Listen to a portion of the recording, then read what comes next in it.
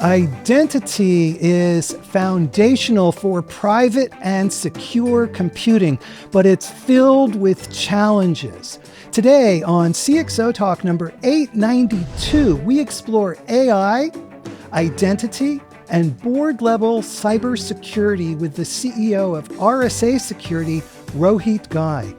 I'm your host, Michael Krigsman, so let's get into it. We are an identity security platform company. We serve the world's most security-sensitive organizations. We provide solutions in the area of identity and access management and identity governance and administration, balancing trust and business agility. That's what we do, Michael.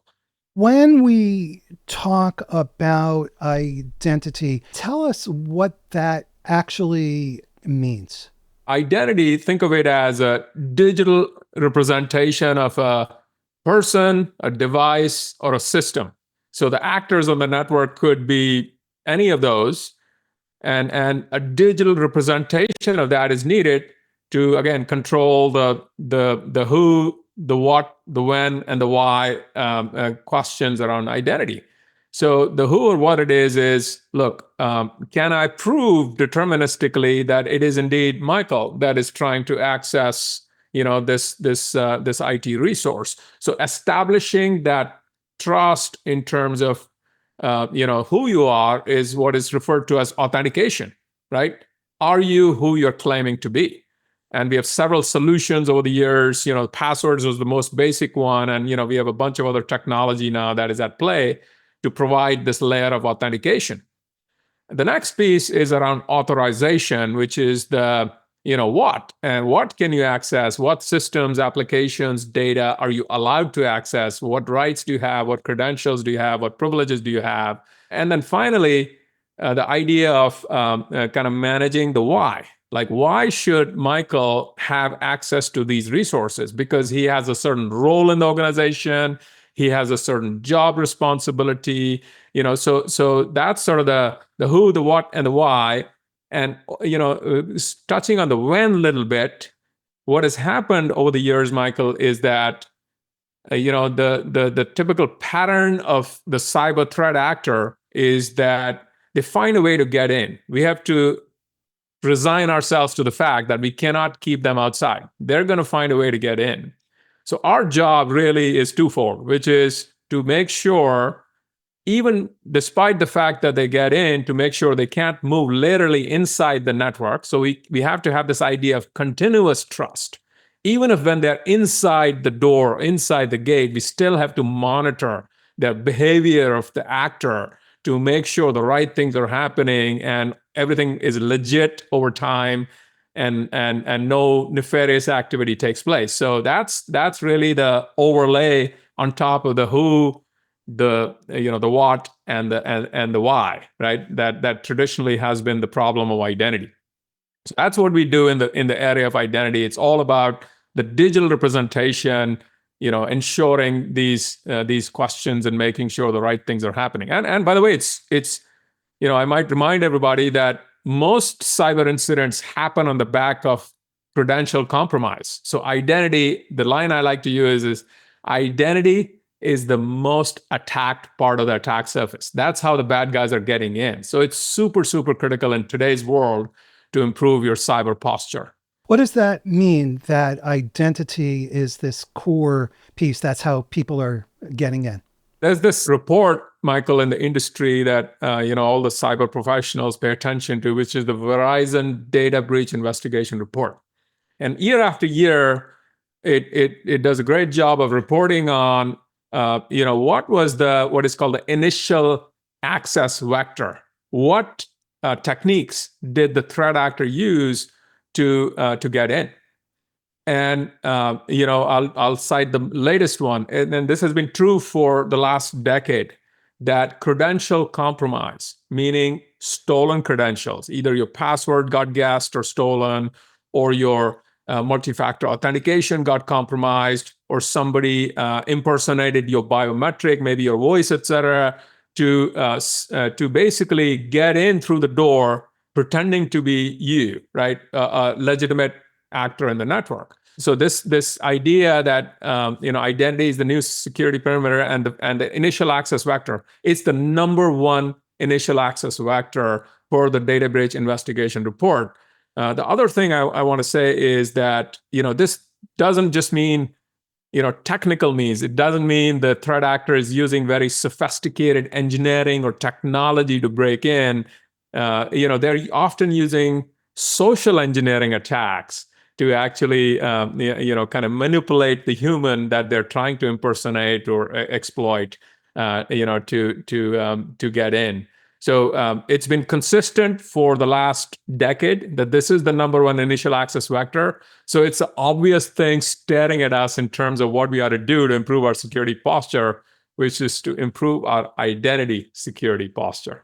Kathleen Mitchell on LinkedIn asks this question, which is fundamental, simple, and basic, and I think is a little more complicated, which is, how is identity breached in the first place? If you think about how we are manifesting identity, how are we trying to manifest identity? It's through a credential, which is, in the past and even now, painfully so, is a password. It's based on what you know, right? So the way you log into a computer, or the way you log into your bank account, or any of the IT resource or control resource, let's call it, you have to share something that only you're supposed to know, a password or a passphrase. That's one type of credentials. So a lot of compromise actually happens just by the password getting compromised. And the way that is happening is either through a brute force attack, that the threat actors are basically just running through a dictionary attack, what is called it, brute force, just apply a lot of different passwords to guess what the password might be. But increasingly, what they're doing is using sophisticated AI technology to scour your digital universe to figure out your dog's name, your children's name, your address, your date of birth, etc., from your digital shadow on the internet, and then make a very educated guess in terms of what that credential might have been. So password compromise is one of the ways that identity compromise might occur. But that's not all, right? There are other credentials that we offer, like multi-factor authentication, which is, hey, it's not just what you know, but maybe what you have or who you are in terms of a biometric authentication, right? So let's talk about what you have. So a lot of times, and RSA has been in this business of offering what is called MFA, multi-factor authentication, where we provide either a physical hardware token or a mobile phone-based application that, so if Kathleen is trying to log in, and if Kathleen is in possession of her phone, we can send a message to her phone with a one-time password, an ephemeral password that nobody knows about, right? And then Kathleen can provide that information to log in.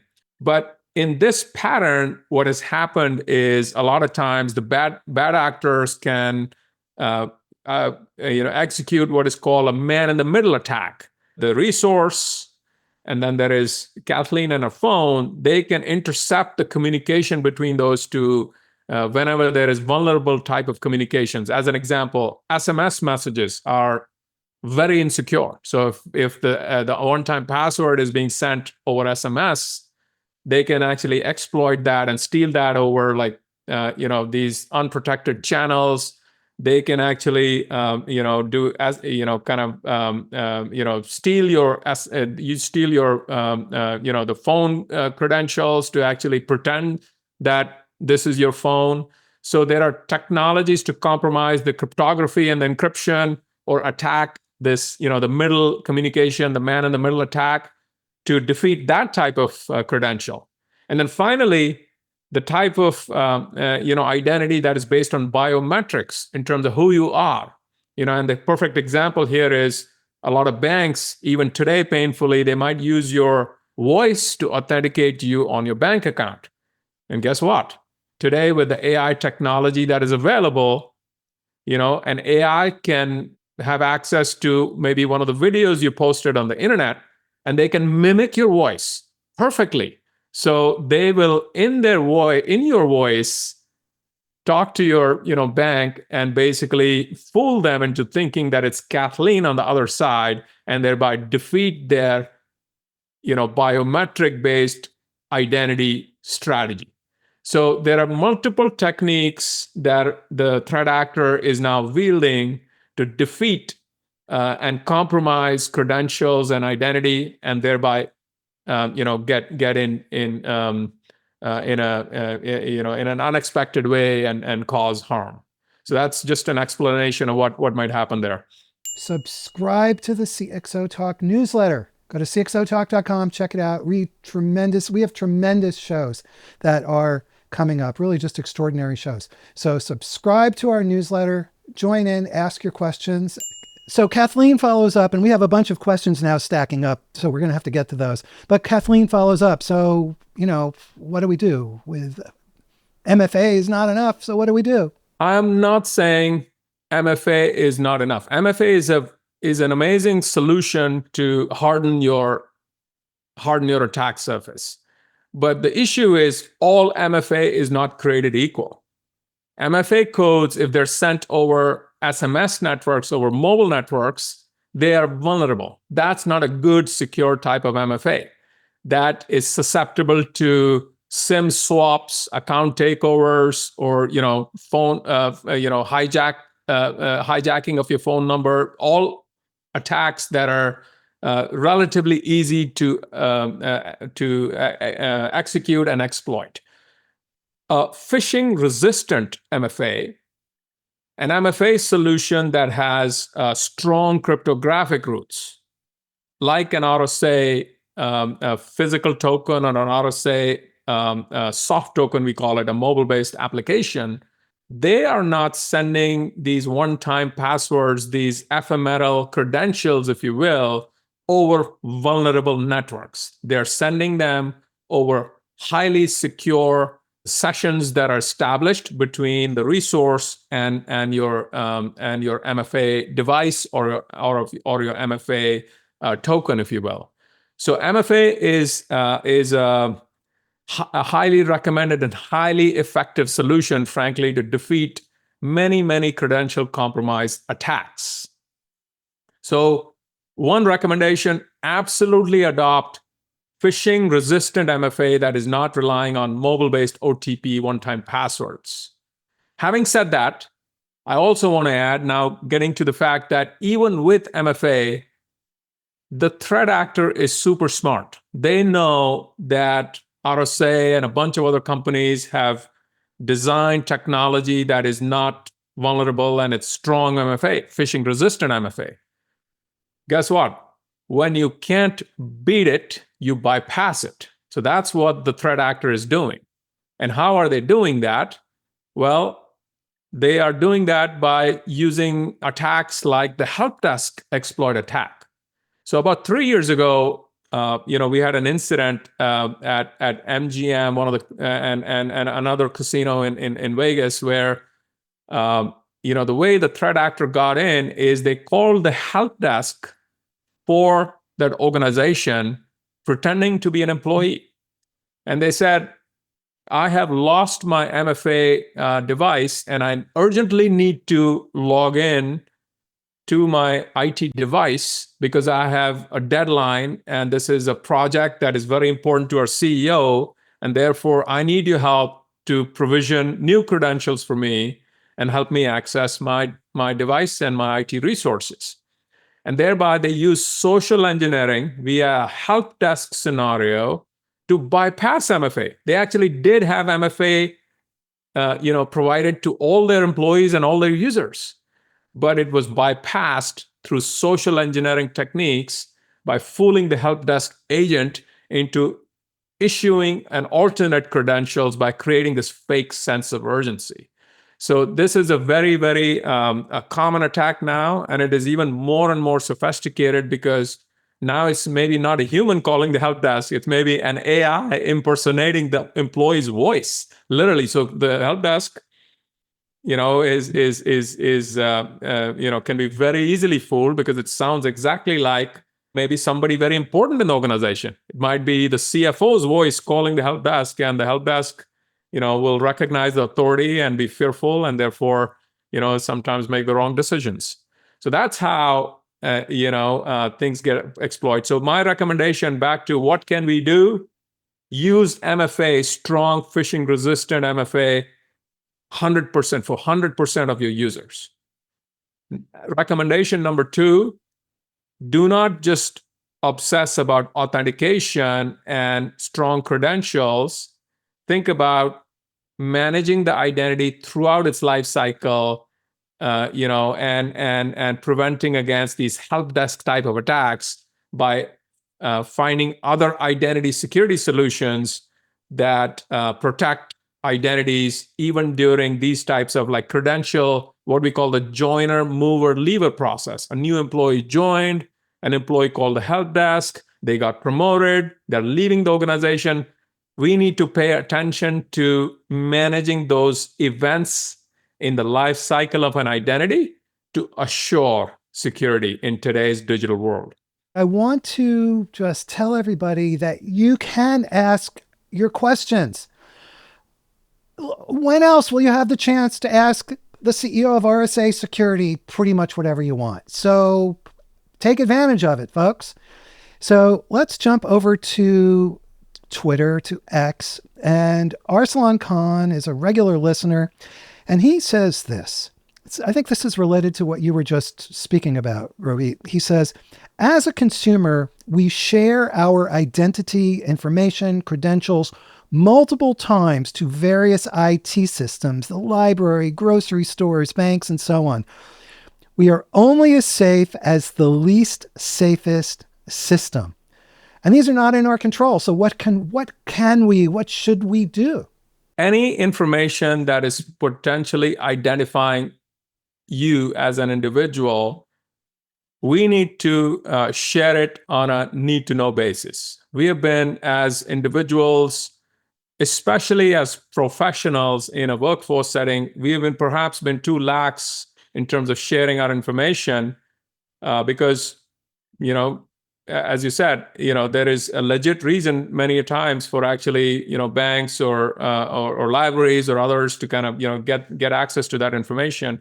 I think we need to pay attention to what is that organization or individual doing with the information you're providing. Are they storing that in a safe way? So the security, when we share, let's say, our information with a bank, our mother's maiden name, our date of birth, etc., we need to pay attention to the cybersecurity posture of that bank, their data privacy statements that we often kind of glance very quickly and agree to in sort of agreements that we sign, etc. I think we need to pay attention to, are they doing the right things to keep your information as private as it needs to be to assure security in today's environment. So A, share on a need-to-know basis. B, pay attention to what the organization that you provided the information to is doing to protect your information, and how good of a job are they doing handling that information. So those are two recommendations. And I have a third, which is, look, if you're an IT professional, do not rely simply on an information-based identity system. This is the whole concept behind multi-factor authentication. Don't rely on one factor. That's what literally multi-factor means, right? Do not rely on the knowledge-based proofs of who you are, your date of birth, your address, et cetera, et cetera. Ask for ask for other things like, are you in possession of the phone that is supposed to be yours? Can we send a ephemeral password or a code that you can provide us? Biometrics in terms of like scanning your Face ID or things like that. So always, as an IT professional, you have to use multitude of factors to assure identity. Do not rely on just knowledge-based information. Those are 3 things that we can do to harden our environments despite the need to share information, like you asked. So great question. Thank you for that. Let's jump to a question from Preeti Narayan on LinkedIn, who's asking about CISO roles. And she says this: CISO roles are among the most in demand globally. Does this reflect a shift in how organizations prioritize identity and AI risk at the executive level? And will CISO demand rise further? What I will say is the stature of the CISO, like you said, is elevated now in today's world of AI powered threats. And the reason is cyber risk is now one of the top risks in the what is called the risk register for most organizations. Most public companies, but also a lot of private companies have a practice around risk management, which is to make sure that the organization can deal with the risks that it faces and has sufficient mitigation for those risks.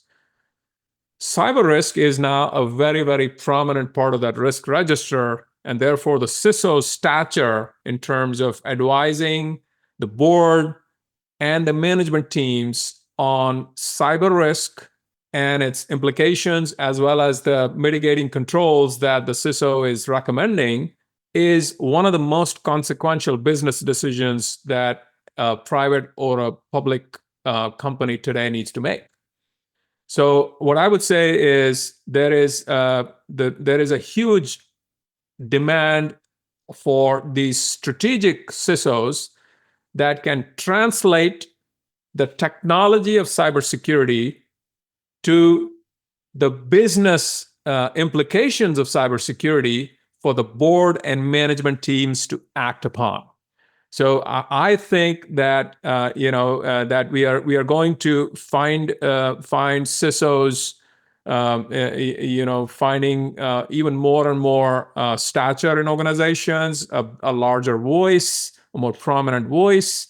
And what I would say is that even at the board level, you'll see a lot of demand for cybersecurity expertise. Because not only do you need a strategic CISO, you need a board and a management team that can understand what the CISO is telling them. So you need a level of expertise in order to govern the cyber risk that most organizations face in today's climate. So should the CISO be a technologist or a business person? We're entering the era of CISOs that maybe have a strong business background with enough technology capability to drive teams that might be operational and technology oriented. And therefore, I would frankly ask for a CISO to be more 5149, more business than technology in today's climate, because cybersecurity is now squarely a business problem more so than it is a technology problem, right? It's social engineering. It's in the world of AI. Right, so thinking about robust risk management approach to cyber is consequential to the efficacy of a CISO. What kind of communication skills a CISO has, and when they communicate? And the reason I ask this is not too long ago, I approached two CISOs, one each from two of the largest, most well-known brands in the US independently. And CISO number one said she wants to do it. And then I started saying, well, it's live and we take questions. And she's like, no, I can't do that. CISO number two said, in my role, and I've known CISO number two for a long time, in my role, no way. So what's the job of the CISO in terms of communication? And is it too scary for a CISO to join something like this that's live, that we take questions? CISOs have a dual role, as does every cybersecurity professional. If you think about cybersecurity as a business area, it's unique. In other business areas, when we talk about competition, we're often thinking about other vendors that might offer a similar solution that is competing for the love of the customer with you. In cybersecurity, when we say competition, it's the threat actor on the other side. So the CISO has a dual role. One is to defeat the competition on the other side and make sure your security posture is robust, that you have all the the right technology and the processes to make sure your cybersecurity is assured. But in addition, the CISO has another role. The threat actors are collaborating. They're sharing information. They're sharing malware. They're sharing ransomware tools that they're using. We, on the good side, need to do the same thing. We need to do a better job of collaborating on the good side. So if one CISO in the financial services industry is noting that a certain type of malware is prevalent or is trying to get access to their environment, that information, sharing that information with other companies and other peer CISOs and other cyber professionals is highly, highly valuable. So my point is that I think there is a certain level of transparency that the CISO needs to have with peers, and we need to lift all boats, not just protect our respective organizations, but share our knowledge with peers and peer organizations so we can lift all boats and defeat the threat actor on the other side, because that's who we are really competing with in cyber, not other peer companies. Arslan Khan comes back on Twitter and he says, our identity is spread across so many different systems and companies. There's not just one single place. It's the entire ecosystem of, as we were talking earlier, pretty much everybody that we do business with.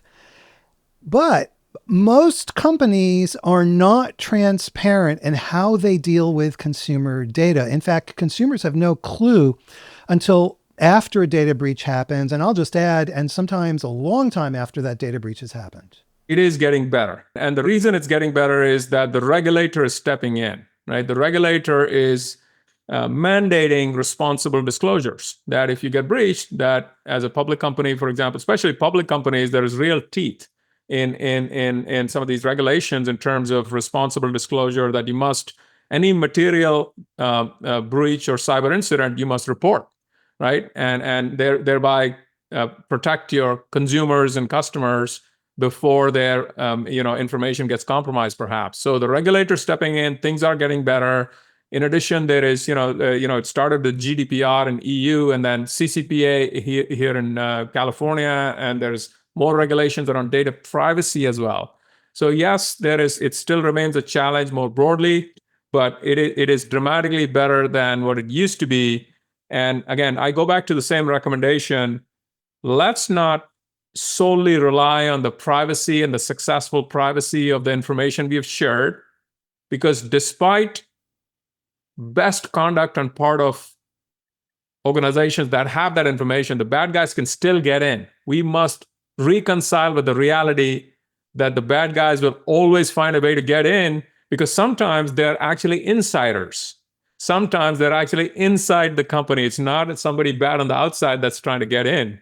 It's just somebody on the inside. It's an insider threat issue. Therefore, do not rely on the privacy of your information as the only mechanism that you're going to use for cybersecurity. So that's sort of my headline summary on that question. Sounds kind of hopeless. Let me swivel then to a more optimistic picture, Michael, and all the audience. Look, the way to approach this problem is framing our goal properly. Okay, and I've often used a medical analogy to talk about the goal is, if you think about medicine, you can frame the goal in terms of like, we're going to eradicate disease. That could be one goal. Or you could say the goal is actually wellness and health, despite the existence of disease. So in cyber, we need to take a similar approach. It's not about making sure that cyber incidents don't happen, because they will.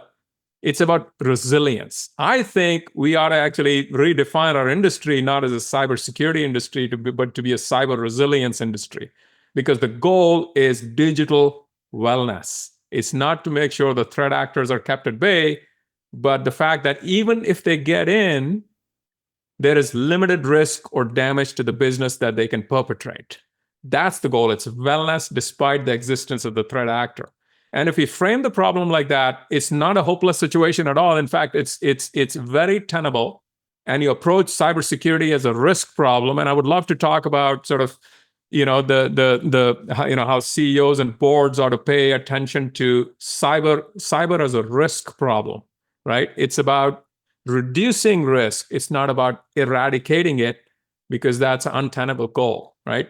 And that's the hopeful narrative for cyber, that it is absolutely possible and absolutely attainable to have cyber health and digital health despite all these threat actors, especially in a world of AI. I think AI will be a massive, massive force that'll help the good actors keep up with the threat actors. So I'm actually an optimist as it pertains to the cyber landscape, if you will. Let's take very quickly, Kathleen Mitchell comes back with another really good question. And then we need to talk about AI, and we need to talk about these board issues, both very, very important.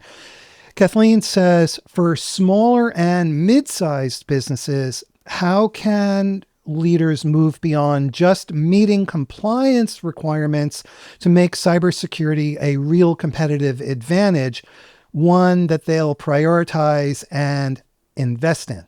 The reality is, traditionally, smaller organizations have struggled to actually make headway with cybersecurity. The reason being, they simply don't have the technical expertise of the teams to actually deploy solutions. Having said that, I think there is a couple of trends in the industry that are really helpful to smaller organizations, which is managed service providers. So you actually now have solution providers that are providing full end-to-end service in terms of helping smaller organizations that don't have the human capital to manage cyber to do it on their behalf and treat it as a business problem. The second thing is the advent of AI will I think hopefully foster the creation of more autonomous cyber solutions where you don't need as many humans with hands on the wheel to drive the cybersecurity truck, if you will, right? So the promise of AI, as I alluded to earlier, we've always suffered on the good side of the fight with the lack of cyber talent. We don't have even enough good humans to fight the good fight, and the bad guys only need to be right once. We need to be right all the time. With AI, we can now wield these agentic digital workers on our behalf, on our side, to tip the balance in our favor so that we can do the things that we never could do because we didn't have enough good humans on our side. You can automate that, right? That's a massive, massive tailwind for us in the cybersecurity world that will help, especially smaller organizations. And I think the other thing is, I want to commend some of the organizations here in the U.S. like CISA, Critical Infrastructure Security Agency. So the government has done a great job of elevating the knowledge, the know-how, and the sensitivity to cybersecurity for smaller organizations. They have recipe books, they have great resources on CISA.gov that smaller organizations can peruse and consume to get smarter on the issues around cybersecurity, as well as tools and techniques and prioritized recommendations on what they can do to protect themselves. So I think it's an emerging, it's a world that is getting much better in terms of cyber for smaller organizations than it used to be, let's say, 5 years ago. For smaller companies, it's tough. CXOTalk, we're a small company, and because of CXOTalk, we're attacked all the time. I mean, I get attacks of phishing, like very targeted, and our infrastructure was attacked. And I was at a loss, like what to do. And actually, I asked a couple of former CXOTalk guests who were like, top security experts, and we had a call, and they gave me advice, and we were able to ultimately sort it out. Some, AWS configuration issues and a bunch of other stuff. But it's tough if you're a small company. It is tough, and I would say these social engineering type of attacks are especially tough. Phishing, as you alluded to, Michael, they're like relentless attacks, and now more sophisticated because they can impersonate your loved ones or people in your company, etc. So I have a couple of recommendations in terms of like what can you do to protect yourself against phishing attacks, right? So I have three macro recommendations. Number one, phishing resistant multi-factor authentication deployed for all users. I think that can help. So anytime, that is a baseline table stakes recommendation. Number two is we have to realize that these threat actors try to manipulate you emotionally and create a sense of urgency. Act now. You must do this now, otherwise bad things are going to happen. So anytime you sense any communication that tries to ignite the sense of urgency, treat it with a lot of suspicion. That's recommendation number two. Recommendation number three is that realize that deepfakes is the era of deepfakes and what is called synthetic media. You might get a video of your son or daughter in harm's way that looks completely real, asking for help, and you might kind of act on it. Do not act on media alone, voice, video, things that might appear very real. With your loved ones or within your company, have an out-of-band mechanism to assure identity. So if you have your children as an example or a family, you might have a family password that if I ever call you asking for help, if I have a flat tire, if your daughter says, hey, if I have a flat tire, I need $50 to, pay the towing company, do not send that $50 right away. Ask your daughter for the family password. So verify the other person outside of, what might be very realistic voice or synthetic media that, might sound or look exactly like the individual that you trust. So do not establish trust based on, media because they can be compromised in the world of AI. Have an out-of-band channel to assure. So those are three quick recommendations on what you can do to, I guess, avoid getting phished, if you will. And Michael, I'm sure you're a big target. I'm famous in my company for sending text messages asking for gift cards as a CEO. So they get CEO text messages all the time. My colleagues in the company that asking for gift cards. We have an AI question from Elizabeth Shaw on Twitter, and I'm glad she is jumping in because we need to talk about AI. And she says, AI brings its own issues. There's AI versus AI run amok. How should companies consider AI for cybersecurity and place their trust in it? So the role of AI in all of this. There are three dimensions to AI. One is AI as a sword, right? It's the attacker's tool. So the threat actors are going to use AI to attack at scale or personalize, impersonate, bypass traditional defenses, create malware because you can do vibe coding. So even technically inferior threat actors can now code because AI can code on their behalf. So it's a sword. Second thing is it's a shield on the threat actor side, which is we have not had enough humans to look at all the incidents, all the threats that are playing out. We can do that. We'll have digital workers, software robots that can do that job for us. We can monitor synthetic media to look for signs for synthetic media, right? Is this deepfake, right? There are technologies that can do that, AI technologies. We can, monitor patterns for what is normal versus what is normal, do predictive risk modeling, do incident simulation and playbooks automation because of AI. So that's the shield dimension. So sword dimension, shield dimension.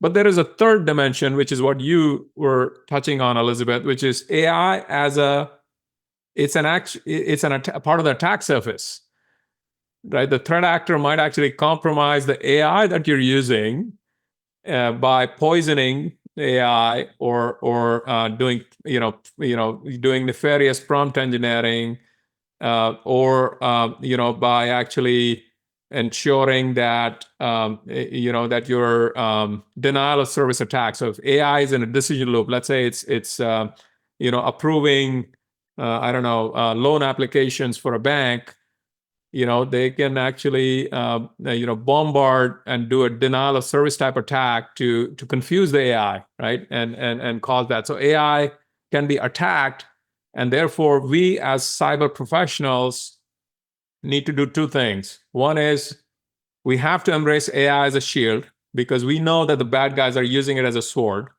So we better pick it up, get more educated and proficient on using AI. Otherwise, we'll be left behind. We cannot wait.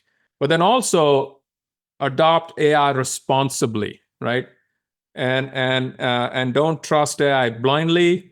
You have to have AI inside of guardrails, meaning any agentic AI you deploy in your environment, make sure it has the guardrails of human-defined workflows, a human in the loop.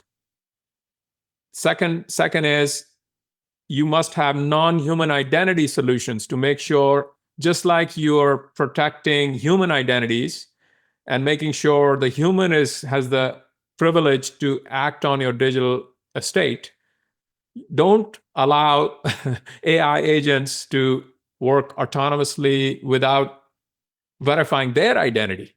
So you have to have non-human identity solutions that assure the identity of these AI agents that are acting on your behalf.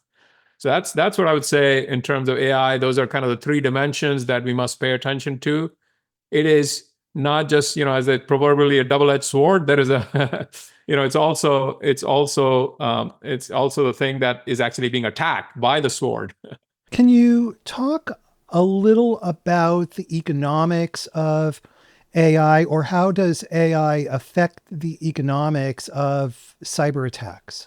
Cybersecurity is an economic problem. At the end of the day, the cyber threat actor is economically motivated and constrained, just like we are on this side. They don't have infinite budgets. They don't have infinite resources either. So the economics of AI-based, or cyber in the era of AI is that the cost of perpetrating a cyber attack is going to go remarkably lower, right? So we have to recognize that reality. In the past, we would say, oh, you know what? It takes a lot of cost, a lot of expense to actually exploit, zero-day attacks, because it requires a lot of technical expertise, and hiring technical experts is costly, and so forth. So we could make those assumptions. Now we cannot do that because there is AI on the other side, and the cost of launching an attack is a lot lower. So we cannot use economics or cost as a deterrent. What we have to do is we have to be smart about our crown jewels. What the threat actor doesn't know is, once they get in, they're trying to get to our crown jewels. We know where our crown jewels are, they don't. So so don't have a peanut butter cybersecurity strategy of protecting everything. Have a differentiated strategy where you have a robust enterprise risk management framework, where you have what are the likelihood of cyber threats happening, what is the impact of those cyber threats, have this kind of matrix, and the cyber threats that have a high likelihood of happening and have a high impact are the ones you look to mitigate and address, right? And have this differentiated economical strategy of not spending your money, if you will, to cover all bases, but to cover the right bases and spend smartly, because the economics as a deterrent strategy no longer holds true in the AI era. Let's talk about board issues. What is the role of a board versus the executive management when it comes to dealing with these cybersecurity issues? Let me frame it at a high level first. I think the board sets the what and the why, which is what is the acceptable level of risk, what are the strategic priorities, and how much are we going to fund to mitigate those risks. The management teams own the how, the tools, the processes, and the execution to actually achieve those outcomes. So board, the what and the why, management, the how. And the way this needs to play out is, and I'm on the risk committee of a few public board, and I've held those roles. I've kind of advised them on cybersecurity as a part of that enterprise risk register. Like I said, the ERM strategy for an organization is you take your risks and you place them on this matrix of likelihood and the magnitude of impact. You start with what is called inherent risk, which is if you do nothing, what is the level of risk? And you create this matrix. Then you say, I am going to apply some controls. I'm going to adopt MFA for everybody. I'm going to do patch management, and I'm going to use a zero trust microsegmentation tool that will protect my users from threat actors. Those are mitigating controls. And then what you're left with is what is called residual risk, right? So inherent risk, apply mitigating controls. Remaining risk is residual risk. And then the board has to make a call on what is that acceptable level of risk? What's your risk appetite? What's your risk tolerance?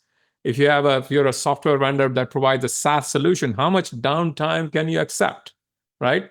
And maybe the downtime that you can accept is 4 hours, in which case you're spending, instead of making sure you're available all the time, what you want to make sure is that if you do get compromised, you can bring things back up in 4 hours. The idea of resilience.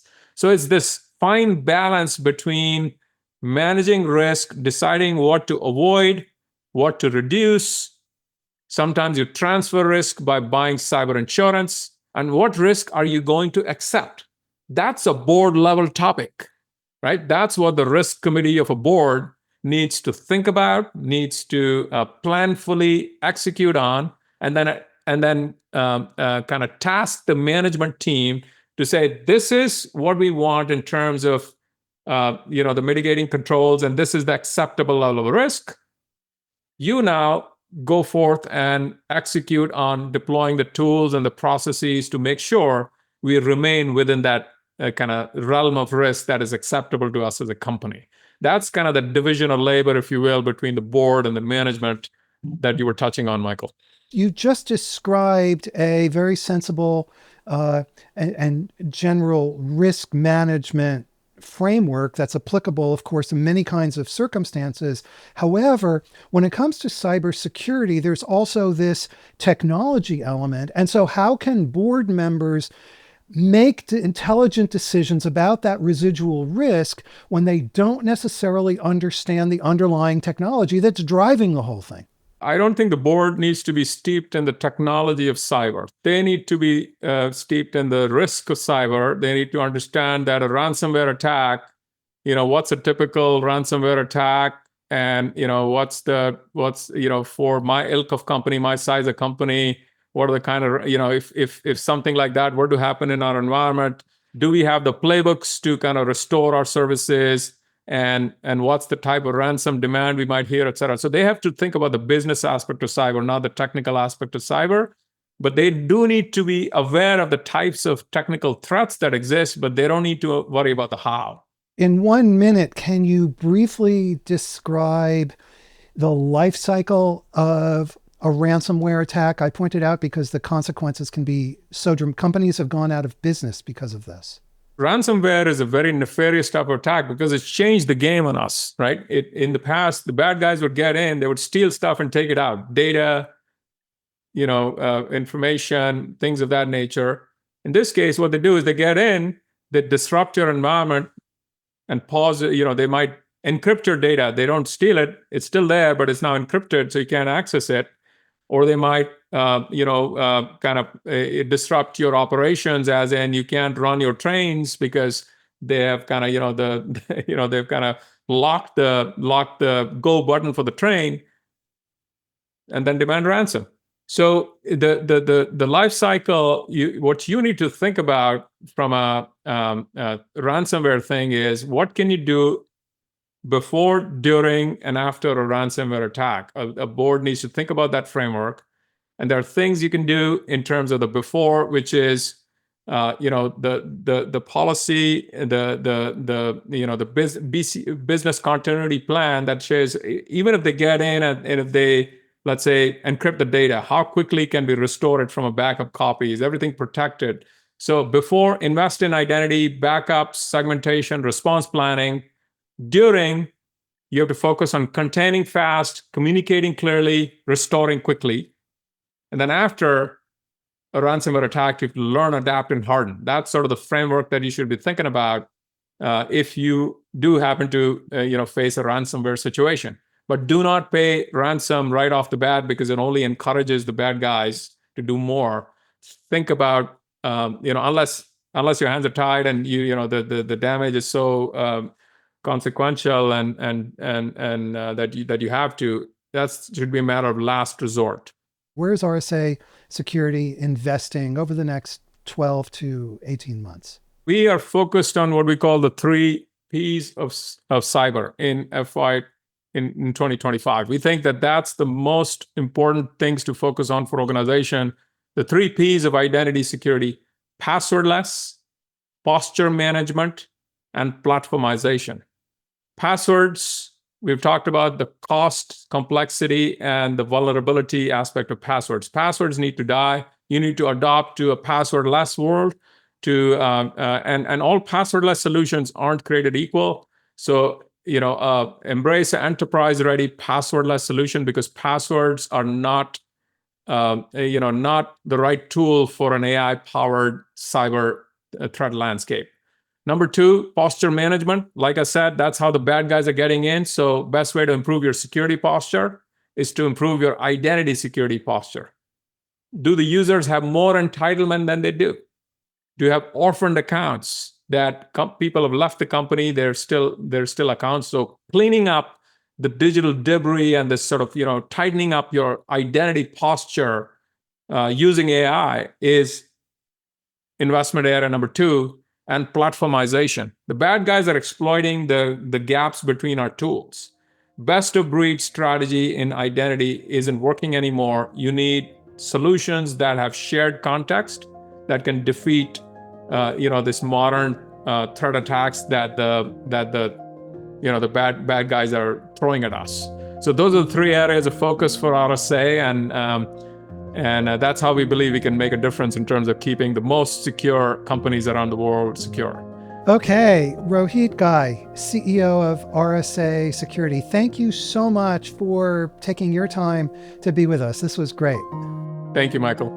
Everybody, thank you for watching. Before you go, subscribe to the CXOTalk newsletter. Go to CXOTalk.com, check it out. We have tremendous shows that are coming up, really just extraordinary shows. So subscribe to our newsletter, join in, ask your questions, and we'll see you again next time. Take care, everybody.